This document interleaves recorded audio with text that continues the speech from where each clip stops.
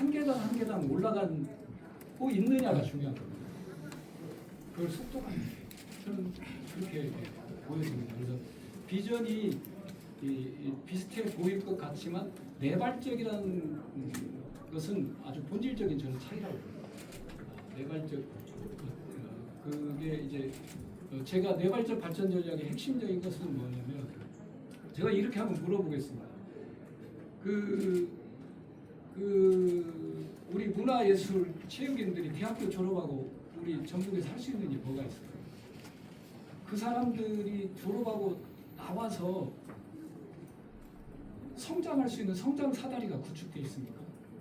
그 사람들이 선순환할 수 있는 생태계가 구축되어 있습니까? 그러니까 떠나는 거거든요.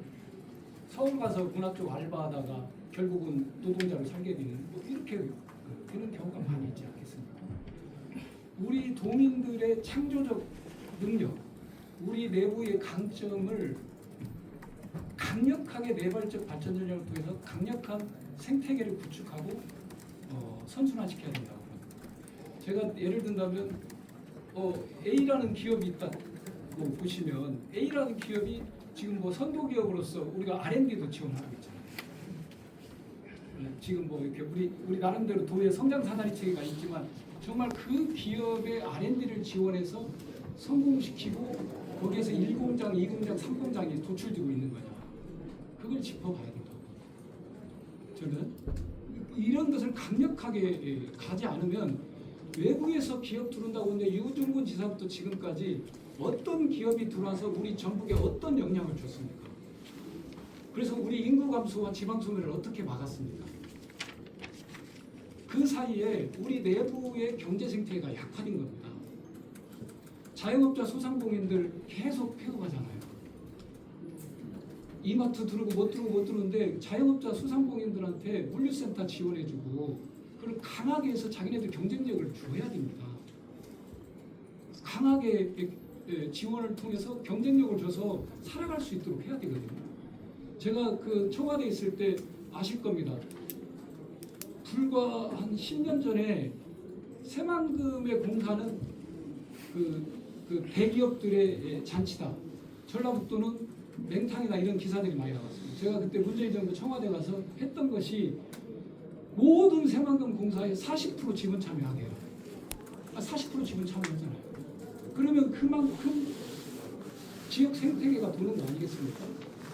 그러면 그 회사가 망하지 않고 50명, 100명 고용하고 있으면 이게 만약에 그 사람이 50명, 100명을 회사를 문을 닫으면 그 사람들은 어디로 떠나야 하잖아요. 노동시장으로 가든지 어디로 가든지 그래야 돼요. 저는 그래서 강력한 내발적 생태계를 구축해가면서 외부적인 기회, 외부적인 어떤 이런 것이 시너지 효과가 낼 수 있도록 해야 우리가 그래도 인구 감소, 지방 소멸을 막아갈 수 있다 이렇게 봅니다. 그러니까 그래서 저는 이것이 도정의 인적 물적 자원이 내발적 발전 전략에 집중해야 한다. 예를 들면 지역사람 상품권은 대표적인 내발적 발전 전략 아닙니까? 지역사람 상품권 같은 게 대표적인 내발적 발전 전략입니다. 저는 그렇게 변화되어 가야 된다. 도저히. 지금 그런 점에서 아까 비전이 그럴 것 같지만 정말 계단을 오르고 있는 건지 한번 살펴봐 주셨으면 좋겠습니다. 두 번째는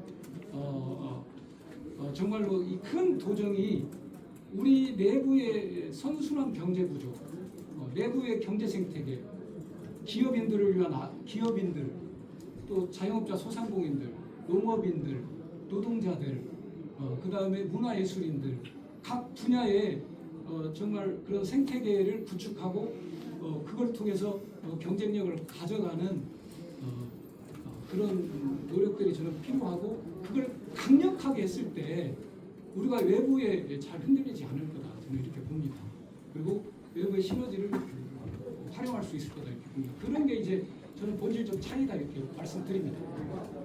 10시 40분에 또 기자님 간담회 있으신 걸로 알고 저 하나만 더 여쭤볼게요. 네, 네.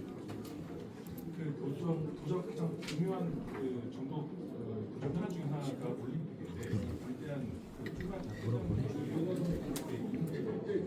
계시는 이유가 있으신지 그리고 올림픽에 대한 견해가 어떠신지.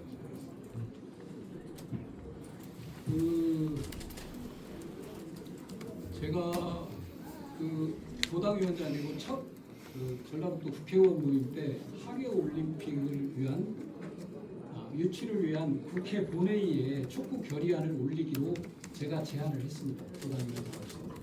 그래서 국회의원들 사인을 받아서 올리자고 했고, 그래서 거기에 정부 지원위원회 또 국회 지원위원회를 구성하자 이렇게 얘기를 했습니다. 근데 약간 문체부가 다른 시각을 갖고 있다는 의원님들의 문제 제기가 있어서 그러면 문체부의 의견을 들어보고 올리자 이렇게 얘기를 했었습니다. 근데 그걸 준비해 주시기로 한 의원님이 좀 바쁘셔가지고 우리가 매주 월 1회씩 모이는데 그 다음 회의 때 보고를 못 받았습니다. 그래서 어렵다면 그럼 내가 이제 직접 발의를 하겠다 해가지고 준비를 했습니다. 촉구 결의안을 만드는 거고 축구 결의안에는 정부 지원위원회와 국회 지원위원회가 핵심입니다. 그렇게 만들기로 결의안까지 준비가 돼 있고 문체부하고 협의하는데 이렇게 얘기를 하더라고요. 전라북도가 문체부에 아직 유치 신청서를 제출하지 않았다. 공식적으로 유치 신청서가 제출이 되었는데 제출하지 않았다. 아 그래요? 그러면 유치 신청서가 제출되면 하겠습니다 하고 전라북도에 빨리 유치 신청서를 제출해달라 이렇게 요청을 했다는 말씀을 드립니다. 그것이 이제 벌써 한 4개월 정도 경과한 겁니다. 4개월, 5개월 가까이 경과가 된 거고 현재도 유치 신청서가 제출되지는 않았습니다. 그래서 제가 조금 아시다시피 제가 좀 아팠다가 퇴원해가지고 이제 우리 전라북도 국회의원들이 9월 25일 날 매월 마지막 주 목요일 날 절차는 저희들 정해져 있습니다.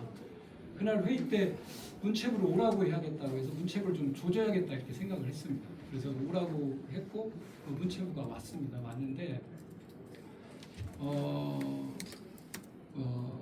가지고 초기에 문체부를 지적을 하고 압박을 했는데 들어가면서 그 문체부의 입장을 들으면서 문체부의 고충도 이해가 되겠다 이렇게 생각했어요.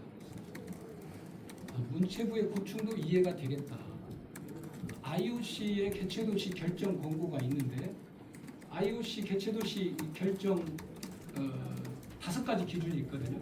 그 기준이 있는데 그 기준에 부합된 개최도시 요건을 유치 신청서를 제출하자 이맞게 이렇게 하고 문체부 국제행사 심의위원회를 통과하고 그 다음에 기재부 국제행사 심의위원회에 또 가야 하거든요. 그런데 문체부 담당 국장과 담당관들, 과장들의 애로나 고충을 저희들이 그걸 들으면서 이해를 했습니다.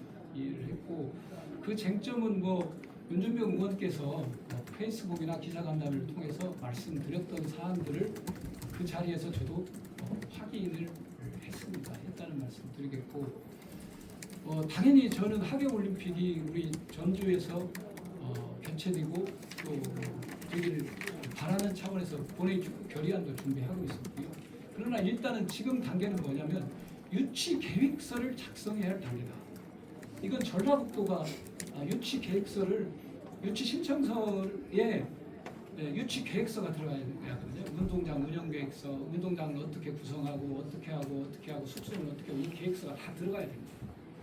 이게 다 들어가서 아마 요 정도 두꺼운 분량이 돼야 될 텐데 그걸 지금 전라북도가 작성해야 할 시기다라고 보았습니다. 이것이 이제 제대로 작성되느냐 안 되느냐에 따라서 문체부의 국제행사 심의 과정에서 또 하나의 논란이 생기겠죠.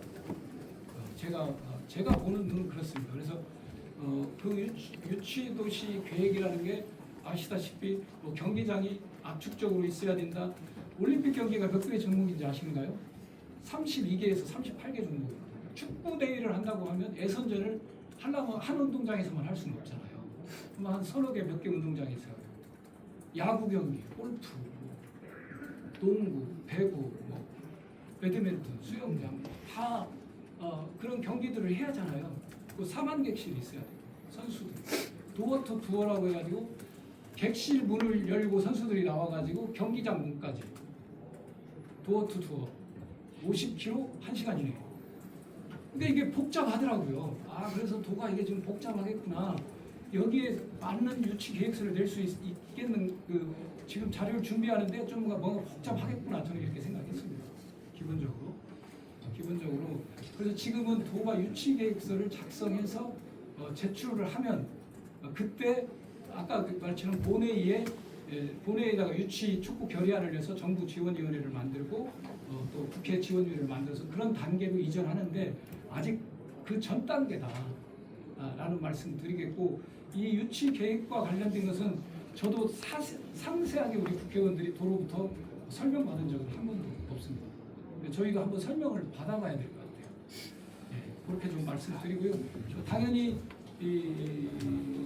당연히 학예올림픽 유치를 위해서 노력해야 되는데 그것을 작성하는 단계에 있는 것 같아요. 그래서 조금 이번에 늦지는 않았습니다. 그러나 걱정과 우려가 크다는 말씀도 드립니다. 도가 현명하게 잘 대응할 거라고 기대해 봅니다. 좀 하나만 지금 그 기자회견을 보면 누구도 흔들 수 없는 가장 강력한 전북을 만들겠다고 하셨는데, 그러면 그 누구라는 것을 특정할 수 있는 거예요? 아니면 좀 부연 설명 좀 부탁드릴게요. 제가 이제 이것은 윤석열 정부 들어와서 잼버리 파행되고 국민의힘과 윤석열 정부가 우리 전북을 흔들어댔잖아요. 근데 광주 전남은 안 흔들었어요. 오히려 광주 전남 방문을 했어요. 제가 그때 자존심이 엄청 상했습니다. 우리 전북이 그렇게 만만하게 보이는가. 그러면서 새만금 예산을 8천억 가까이가 날려버렸잖아요. 날려버린 거 아닙니까? 날려버리는 거고요.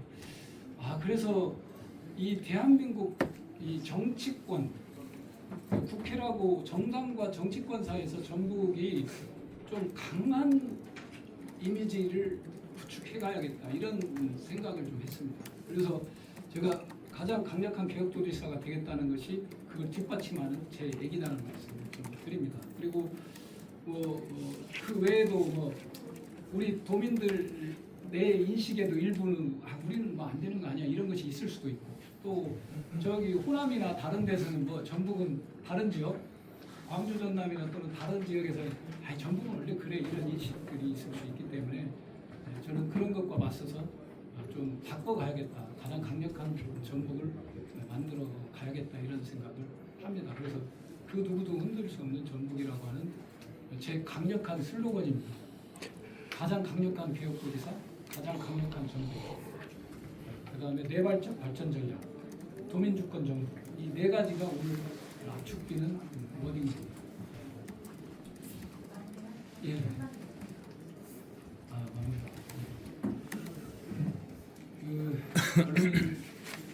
오늘 이렇게 취재에 참여해 주셔서 감사하다는 말씀 드리겠고요.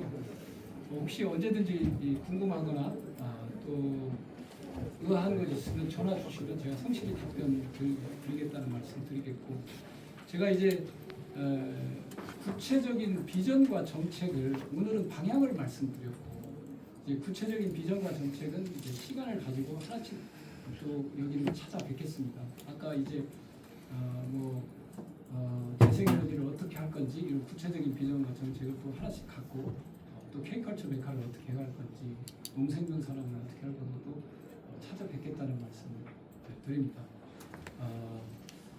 이 중요한 시기에 우리 언론 여러분들 좀 많은 관심과 또 부족하지만 응원의 목소리를 좀 많이 내주시길 부탁드립니다. 감사합니다.